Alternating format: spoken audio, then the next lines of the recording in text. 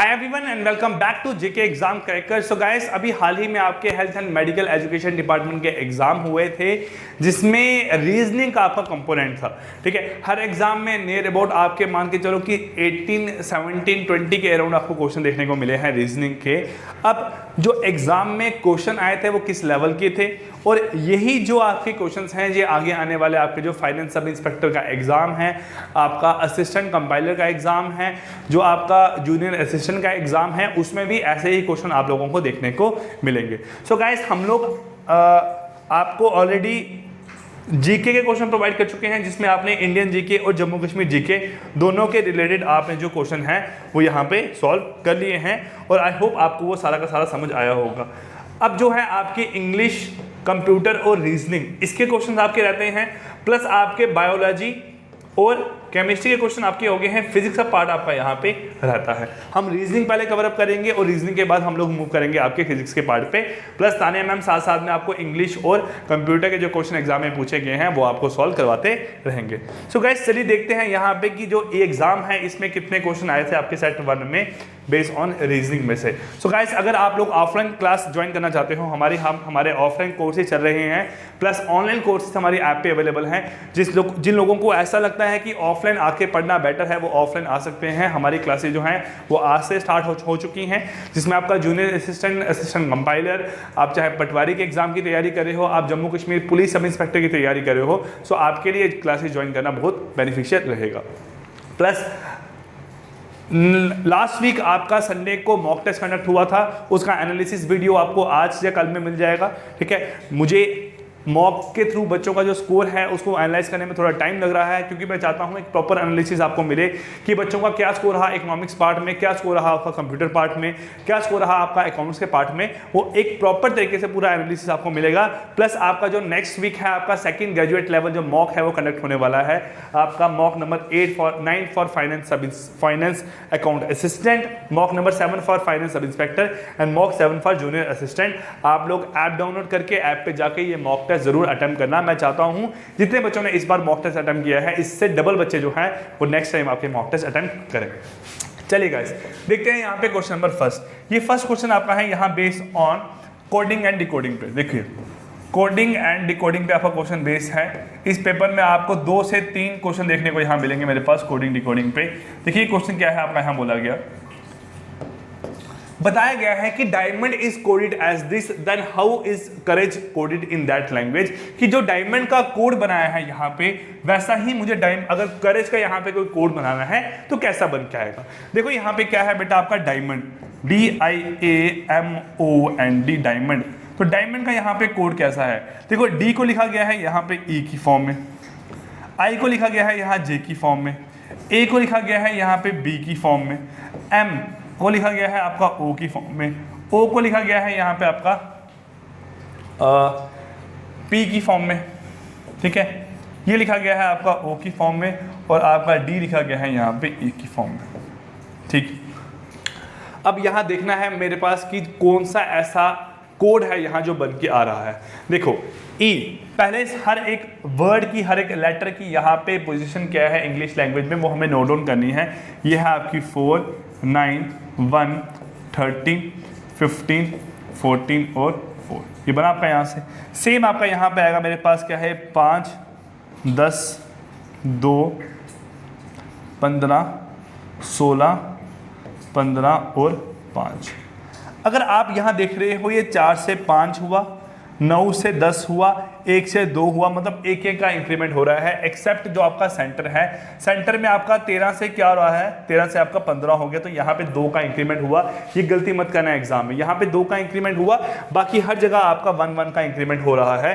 तो अगर आप बात करोगे यहाँ पे करेज की, COURAGE, देखो सबसे पहले सेंटर कौन सा है आपका यहाँ पे R में 2 का इंक्रीमेंट होगा। PQR, R का मतलब क्या है 18, 18 में 2 का इंक्रीमेंट होगा बनेगा 20, 20 का मतलब क्या हुआ आपका यहाँ पे EJOT, क्या हुआ यहाँ पे, इसका मतलब क्या हो गया आपका T।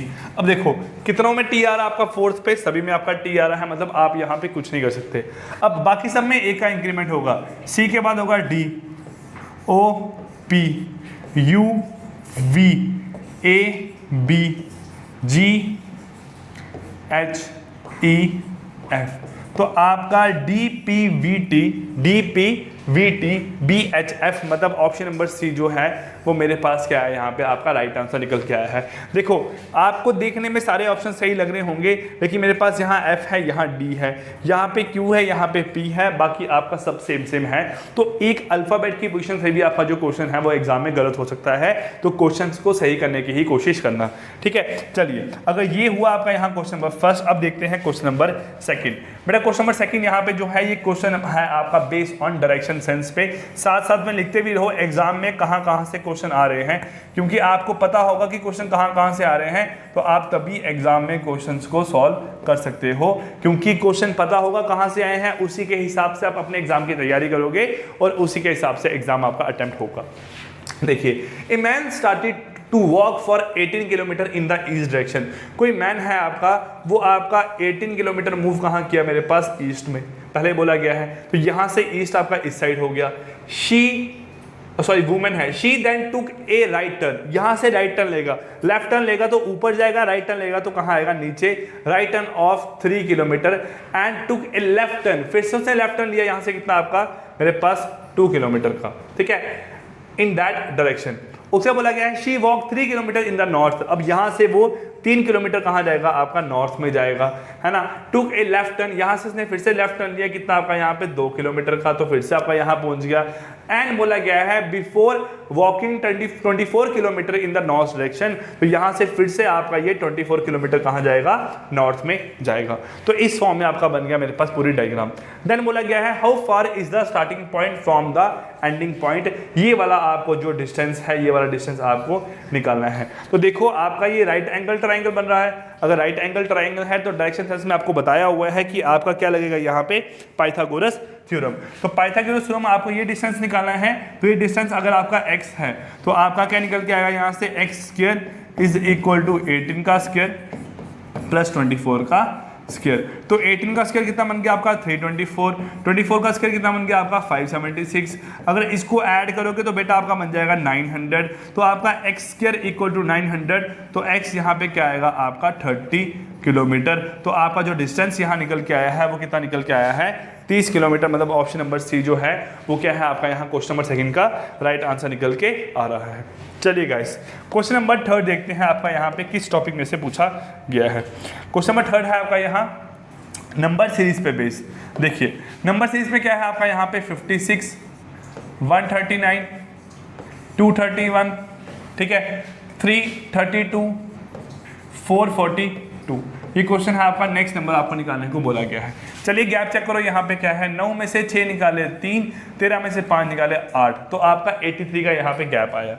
यहाँ पे गैप देखो मेरे पास क्या है, 11 में से 9 निकाले कितने मैंने आपके 2, ठीक है, फिर उसमें 12 में से 3 निकालोगे, यहाँ बनेगा 9, 92 का गैप आया। फिर यहाँ गैप चेक करोगे तो आपका बनेगा 101 का गैप आएगा, और यहाँ पे बनेगा 110 का गैप। अगर आप देख रहे हो तो हर केस में आपका 9 का इंक्रीमेंट हो रहा है, तो अगर हर केस में 9 का इंक्रीमेंट हुआ तो अगला 9 का इंक्रीमेंट होके बनेगा 109, तो आप 119, तो आप 442 में अगर 119 ऐड करोगे 451, 461, 561 आपका जो है वो आंसर निकल के आएगा। मतलब आपका ऑप्शन नंबर डी जो है वो क्या है, क्वेश्चन नंबर थर्ड का आपका राइट आंसर निकल के आ रहा है। इजी क्वेश्चन था, बस आपको एटलीस्ट ये देखना आना चाहिए कि आपका कितना यहाँ पे एडिशन, कितना आपका सब्ट्रैक्शन हो रहा है, जहाँ फिर आपका एडिशन हो रहा है, जहाँ फिर मल्टीप्लिकेशन हो रहा है। यहाँ पे देखो मेरे पास क्या था, लास्ट के 2 नंबर के बीच में गैप कम था, तो इसका मतलब यहाँ पे आपका मल्टीप्लिकेशन की बजाय प्लस होगा, ठीक है। चलिए क्वेश्चन नंबर थर्ड हो गया, क्वेश्चन नंबर फोर्थ में मूव करते हैं। क्वेश्चन नंबर फोर्थ में क्या बोला गया है, ये क्वेश्चन आपका बेस है मेरे पास ब्लड रिलेशन पे, ध्यान से क्वेश्चन को समझना। Pointing to a girl a man said, सबसे पहले बात कौन कर रहा है यहाँ पे, मैन, मतलब जो मैन है यहाँ पे, जो माई कहीं पे भी यूज होगा वो मैन के लिए यूज होगा, क्योंकि मैन आपका खुद बोल रहा है। शी इज द डॉटर, मैंने कैसे बताया है, यहाँ से इससे ब्रेक करो, ऑफ से ब्रेक करो, ऑफ से ब्रेक करो, माई मदर्स डॉटर्स सन। माई कौन है यहाँ पे, मैन, माई कौन है, मैन। माई मदर्स डॉटर्स सन मतलब मेरी मदर के, माई मदर्स डॉटर, इसकी जो कौन है, डॉटर, माई मदर्स डॉटर्स सन। तो आपने माई मदर्स डॉटर सन जो है वो सॉल्व कर लिया। माई मदर डॉटर सन आपका बन गया माई मदर्स डॉटर सन, मेरी मदर की बेटी का बेटा। तो बेटा यहाँ पे क्या बनेगा आपका बॉक्स में, क्योंकि मेल है आपका। मैं मेल को बॉक्स से और फीमेल को सर्कल से रिप्रेजेंट करता हूँ। अब जब ये सॉल्व हो गया, mother of my mother's daughter son, मेरी माँ की बेटी के बेटे की मदर, वो यहाँ पे ये खुद ही बन गया। इतना बात हो गया यहाँ पे सॉल्व आपका।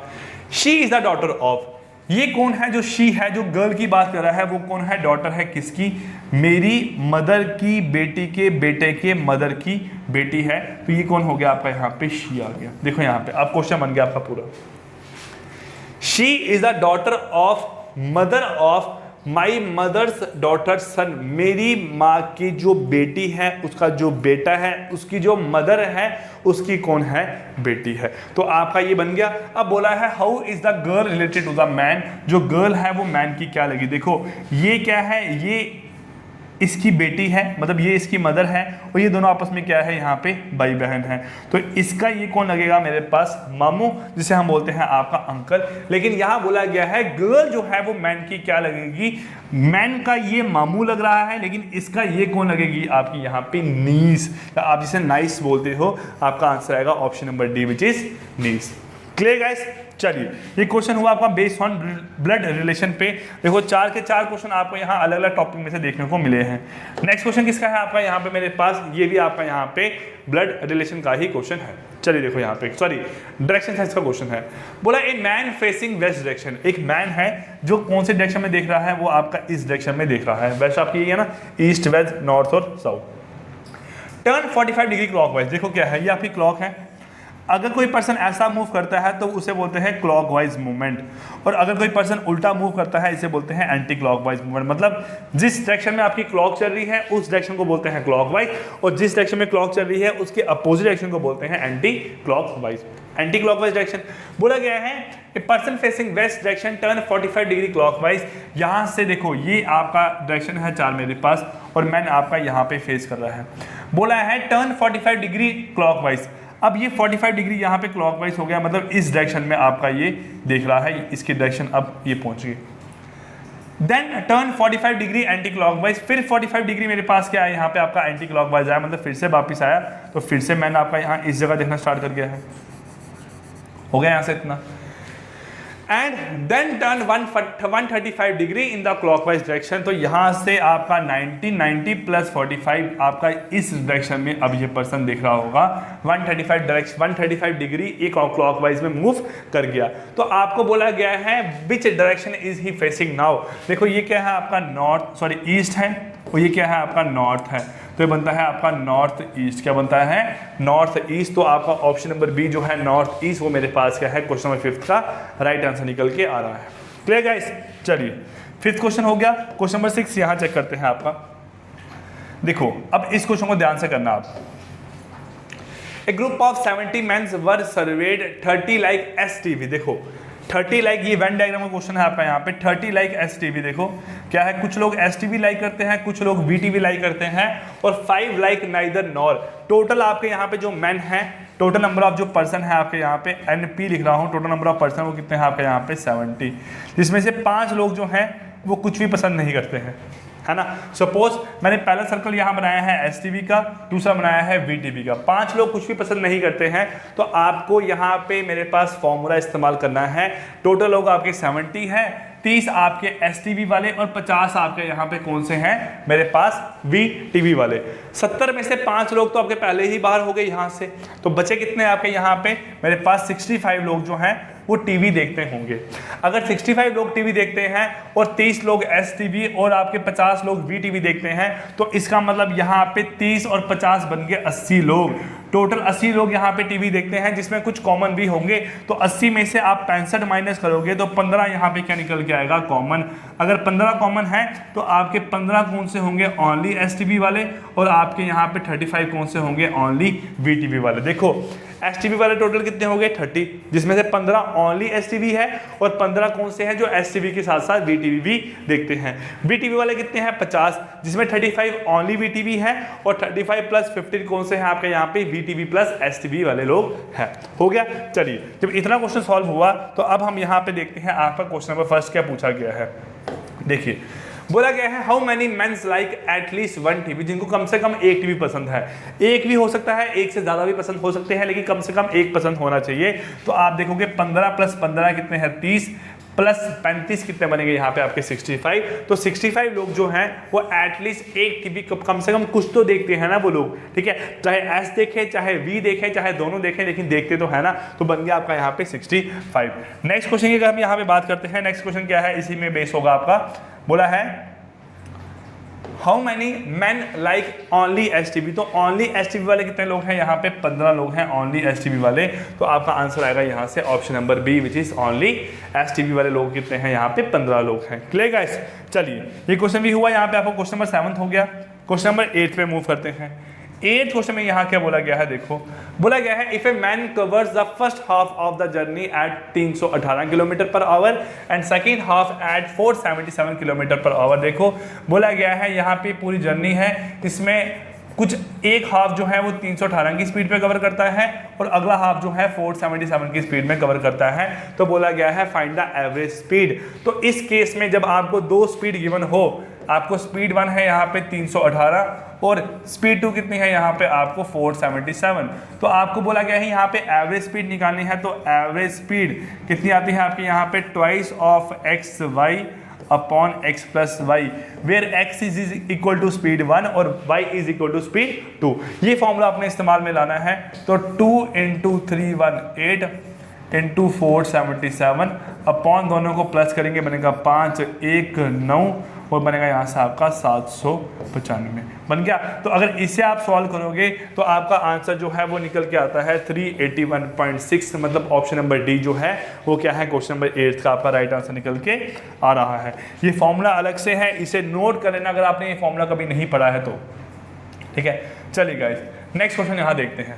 बोला गया है if a bus travels from city A to B with a speed of 531 kilometre per hour and another bus from B to ए।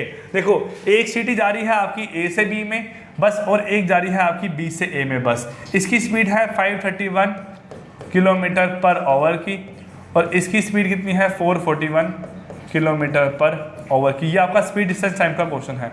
बोला गया है फाइंड द रिलेटिव स्पीड। देखो, जब दोनों ट्रेन अपोजिट आ रही है बेटा, अगर ये 1 घंटे में 531 डिस्टेंस कवर कर रही है तो ये 1 घंटों में 441 डिस्टेंस कवर करेगी। तो इस केस में क्या होता है, दोनों की स्पीड जो है वो आपकी ऐड होती है, तो इससे निकलता है आपका यहाँ पे रिलेटिव स्पीड। और अगर दोनों अपोजिट मूव करती हैं तो अपोजिट मूव करने वाले केस में क्या है, आपका यहाँ पे मेरे पास दोनों के बीच का डिफरेंस निकाला जाता है। तो आपका यहाँ कितना बन गया, मेरे पास ये बन गया आपका 2, 7 और 972 मेरे पास क्या बन गया आपकी किलोमीटर पर आवर। ये क्या हो गया आपका यहाँ पे रिलेटिव स्पीड। तो आपका answer find the relative speed when both the buses cross each other in metre per second. इसे मीटर पर सेकंड में निकालना है। तो 972 क्या हुआ किलोमीटर पर आवर, इसे मीटर पर सेकंड में कन्वर्ट करने के लिए इंटू 5/18। तो 18 1 जा 18 50 4 जा, तो 54 इंटू 5 कितना बनता है आपका 270।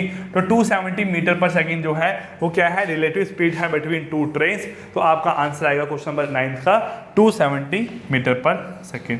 Clear guys. चलिए क्वेश्चन नंबर 10 देखते हैं। यहाँ पे बोला गया है, यहाँ पे अगर पैन को लिखते हैं आपका कैसे 523 और निप को यहाँ पे कैसा लिखते हैं आपका 375।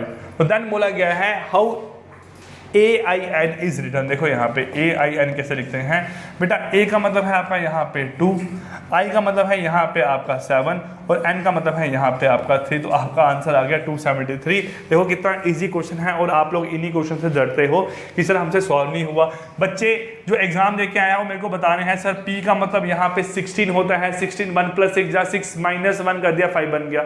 ऐसा कुछ नहीं था, सिंपल सा क्वेश्चन था, आपने यहाँ पे इसी तरीके से इसको सॉल्व आउट करना था। ठीक है, चलिए नेक्स्ट क्वेश्चन क्या है आपका, क्वेश्चन नंबर 11।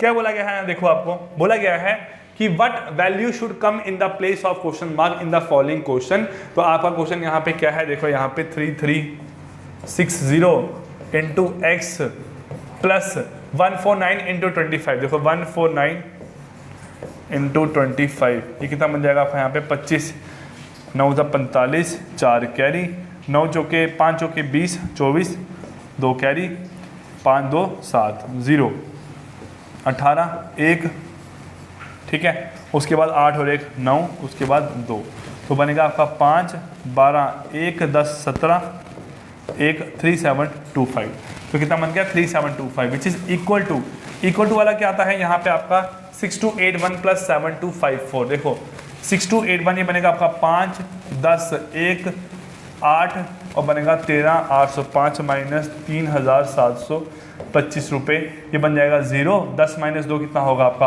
8, उसके बाद 7 माइनस 7 0 बनेगा 10080 10080 बन गया यहाँ से आपका।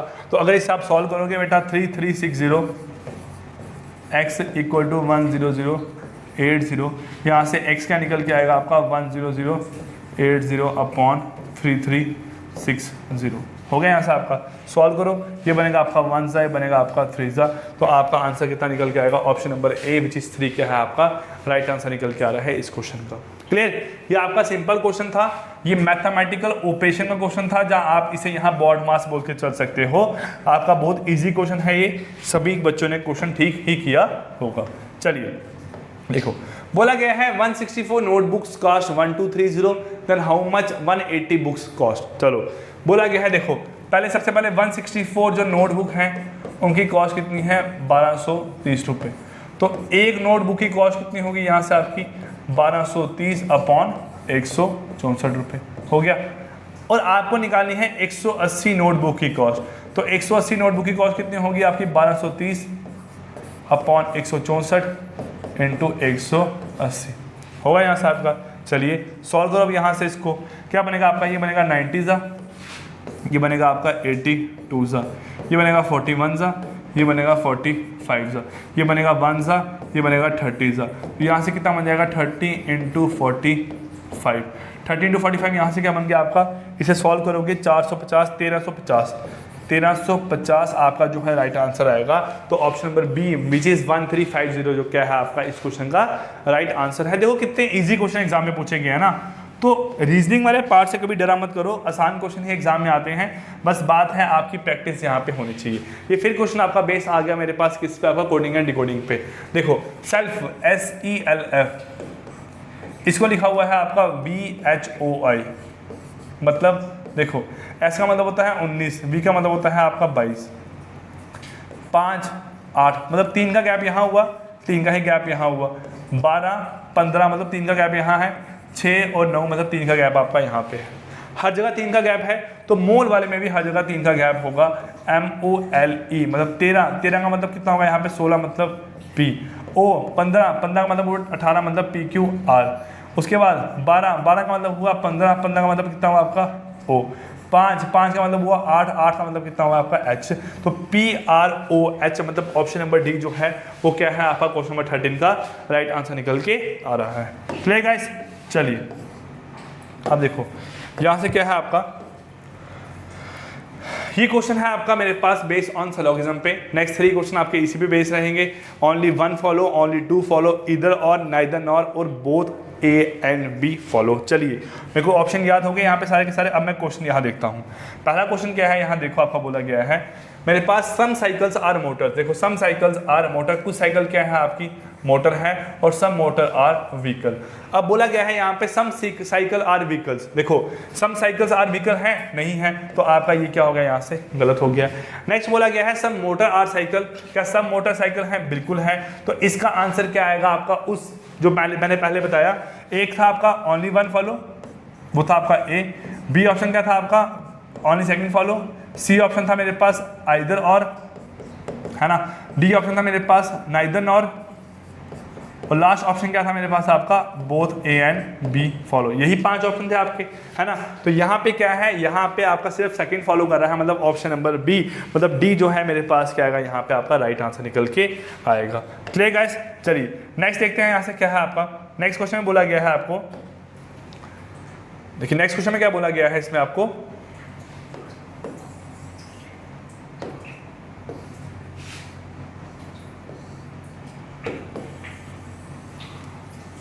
देखिए ऑप्शन साथ में रखना जरूरी है ना आपको। देखिए यहाँ क्या बोला गया है आपको, बताया गया है कि some seeds are fruit, some seeds are fruit, all fruits are vegetable और ऑल सीड्स आर प्लांट्स, सारे के सारे सीड्स क्या हैं यहाँ से आपके प्लांट हैं। तो पहला सम सीड्स आर वेजिटेबल, क्या सम सीड आपके वेजिटेबल हैं? बिल्कुल है सर, ये कॉमन पार्ट है आपका सभी का, चारों का कुछ ना कुछ कॉमन पार्ट यहाँ पे जरूर है। और some plants are fruit, some plant fruit है, बिल्कुल है। तो इसका आंसर आएगा आपका मेरे पास option number E 1 and 2 follow. तो ऑप्शन नंबर ई कहाँ है आपका, ए में, तो इसका राइट आंसर जो है वो क्या निकल के आ रहा है आपका मेरे पास, ए जो है वो क्या है आपका यहाँ पे मेरे पास राइट आंसर निकल के आ रहा है। ठीक है, चलिए नेक्स्ट देखते हैं आपका यहाँ पे क्वेश्चन नंबर 16 क्वेश्चन में क्या बोला गया है, यहाँ देखो आपका बताया गया है यहाँ पे आपको, बोला गया है ऑल बॉयज आर स्टूडेंट, ये सारे के सारे बॉयज क्या हैं आपके यहाँ पे स्टूडेंट है। और बोला गया है all girls are boys, all girls are boys मतलब है सारी की सारी गर्ल्स जो है वो मेरे पास क्या है, बॉयज हैं, ऑल गर्ल्स आर बॉयज। ठीक है, अब यहाँ कंक्लूजन क्या है, ऑल गर्ल्स आर स्टूडेंट, क्या सारी की सारी गर्ल्स स्टूडेंट है? सर बिल्कुल है। नेक्स्ट है ऑल स्टूडेंट्स आर बॉयज, क्या सारे के सारे स्टूडेंट बॉयज हैं? नहीं है। तो इसमें सिर्फ फर्स्ट मतलब आपका ऑप्शन नंबर ए आंसर आना चाहिए। तो मतलब आपका सी जो है वो मेरे पास क्या है, क्वेश्चन नंबर 16 का आपका राइट आंसर निकल के आ रहा है। ठीक है, अब ये सिलॉगिज्म आपको ऑलरेडी पढ़ाया हुआ है, आप लोग वीडियोस देख सकते हो यूट्यूब पे, जो पेड बैचेस में है वो पेड बैचेस के बच्चों को अच्छे तरीके से आता ही होगा, तो आप इसको मिस मत करना। अब देखो लास्ट क्वेश्चन क्या है, A is father of B, A जो है वो क्या है, A is father of B, whose grandmother is C, B की जो ग्रैंड मदर कौन है आपकी यहाँ पे, सी, बी की ग्रैंड मदर कौन है, C. D the only son of C, D का एक ही बेटा है मेरे पास, उसका नाम क्या है आपका, C. D the only son of C, D जो है वो मेरे पास एक इकलौता बेटा है, किसका इकलौता बेटा है मेरे पास, सी का। तो अगर डी जो है वो सी का बेटा है तो इसका मतलब ये जो रिलेशन है आपका यहाँ एग्जिस्ट नहीं करेगा, है ना, ये रिलेशन यहाँ पे एग्जिस्ट नहीं करेगा। देखो ए इज फादर ऑफ बी और बी की जो ग्रैंड मदर है वो कौन है, सी। अब ग्रैंड मदर दो तरीके से हो सकती है, यहाँ बोला गया है डी जो है वो इकलौता बेटा है सी का, तो अगर डी जो है वो सी का इकलौता बेटा है तो ए जो है वो सी का बेटा नहीं हो सकता। तो इसका मतलब इसकी ये मेरे पास जो है ग्रैंड मदर कौन सी लगी आपकी, मैटरनल ग्रैंड मदर, मतलब इसकी कौन सी लगी मेरे पास, ये नानी लगी यहाँ पे, हो गया। उसके बाद है यहाँ पे has D the only son of C has only one sister, D की एक ही मेरे पास क्या है आपकी सिस्टर है, उसका नाम क्या है, E, एक ही सिस्टर है जिसका नाम क्या है, E। तो ऑब्वियस सी बात है A और E जो होंगे ये आपस में क्या होंगे, दोनों हस्बैंड एंड वाइफ होंगे, हो गया। फिर who has no male child, तो इनका कोई भी मेल चाइल्ड नहीं है, तो मतलब इनकी जो ये B है मेरे पास क्या बन जाएगी, बेटी बन जाएगी। Then how is D related to B, D जो है मेरे पास वो बी से कैसे रिलेट करेगा, डी जो है मेरे पास वो बी का क्या लगा यहाँ से, अंकल, क्योंकि बी की मदर ये है और मदर का भाई मतलब मामू, तो आपका आंसर क्या आएगा यहाँ से, डी जो है अंकल, वो आपका राइट आंसर है। सो गाइस ये थे आपके क्वेश्चन 17 जो आपको health and medical education department में पूछे गए थे एक पेपर में, और इसी पे जो आपके इसी एग्जाम्स में जो आपके क्वेश्चंस आए थे नियर अबाउट 5 से 6 सेट ऑलरेडी बना रखे हैं। रेगुलर आपकी वीडियोस अपलोड होती रहेंगी, बस आप लोग चैनल को सब्सक्राइब करो, वीडियोस को रेगुलर फॉलो करते रहो, और यही क्वेश्चन है, ऐसे ही क्वेश्चन एग्जाम में आने हैं, तो गलतियां मत करना। रीजनिंग, कंप्यूटर, इंग्लिश, मैथ्स ऐसा पार्ट है जिसमें आप कहीं भी गलती नहीं कर सकते हो, आपके 100 मार्क्स आने के चांसेस हैं। जीके में आप लोग कम मार्क्स स्कोर कर सकते हो सकता है कि किसी का जीके स्ट्रांग हो, अगर आपके सेट आ रहे हैं 7-8 तो किसी सेट में किसी पेपर में क्वेश्चन आपके मुश्किल है, किसी में आपके ईजी हैं, लेकिन आपका मैथ रीजनिंग में ऐसा कहीं पे भी लाइक नहीं करता है, सभी के लिए इक्वल ही यहाँ पे पेपर सेट होता है। So guys wish you all the best, thank you and take care.